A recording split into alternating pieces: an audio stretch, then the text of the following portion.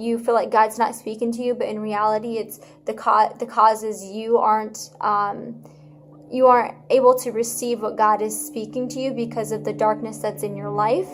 And sorry about that.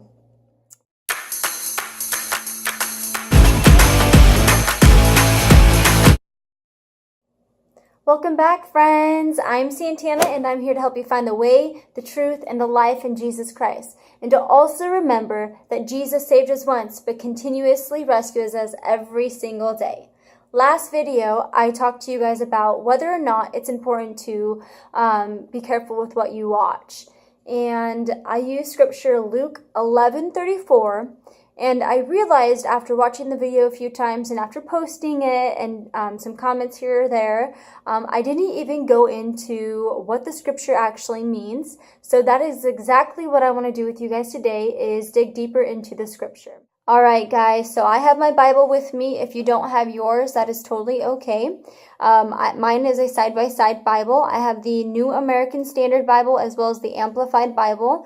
And today we're going to be talking out of the New American Standard Bible, which says, "The eye is the lamp of your body.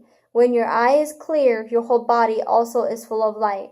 But when it is bad, your body also is full of darkness." And so what this automatically speaks to me is that my eyes are the filter to my body. And so whatever I allow in, whether it's good or bad, that is what's going to affect my walk here on this earth.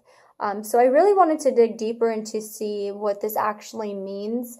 And so I used BibleHub. If you haven't used that website, I encourage you to. It's amazing, it's wonderful, and it is so helpful. I'll link it down below for you so you can check it out. And I also have my notes here with me as well. As far as what I wrote down as, for this scripture, if I can actually talk. So I used the Greek, and it says the eye. So what does it mean by the eye? It's talking about not just your eyes, but your mind's eyes. So your mind. And then it also talks about when your eye is clear. So what does clear mean? It means the single, the simple, the sound, and the perfect. The perfectness in your mind. And then it goes on and talks about when your body is, or when you are bad, or when it's bad. Not when you are bad, but when it's bad or when it's poor. What does that mean? It means evil when it's bad, wicked, malicious, or slothful. So those are just some words that I pulled from the Greek, and to see what they actually mean more in depth. And it's very helpful. And so when it says your eye is full of darkness, you literally are incapable of seeing the light, seeing what God has for you, seeing what's God speaking to you. You literally cannot see or receive what God is speaking to you because you are incapable of doing it. You won't be able to see any heavenly sign because you're full of sin, you're full of darkness. And so that like speaks so much, and it kind of is crazy and scary too if you think about it. Like whatever you're allowing in, or whatever is being spoken to you, or whatever is going on around you, if you don't take control over that, it can really have an impact on your life. And so I definitely encourage you to keep an eye on that. And then it says when your heart is full of darkness. So when your eye, or when your mind's eye is full of darkness, then it starts you start receiving it in your heart, because out of whatever you're seeing, then it goes into your heart. I know I mentioned this in the last video. So once it's in your heart and you start receiving it and start believing it in your heart, you literally cannot receive. You literally are not able to see. So I mean, it's just this cycle that goes on and on and on. So whatever you're seeing goes into your mind and goes into your heart, and then out of the abundance of your heart, your mouth speaks, or and you start doing. It's literal, you guys. It's not something that is a joke. Every word in the Bible literally means something, and I would definitely encourage you, like I said, to pick out a word in the Bible and look at the Greek or the Hebrew and to see what it actually means, and you'll actually get several words of what that one word means. And so that definitely helps. So I know I keep saying incapable. What does incapable actually mean?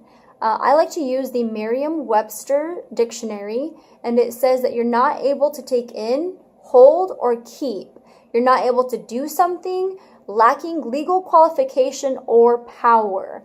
And so again, guys, if you are full of sin, you're full of darkness in your heart, you're literally not able to hold or keep or take in what God is speaking to you because of all the distractions that are going on, all the darkness that is going on around you. Like, you can't even see the goodness out of things because it's so full of all these crazy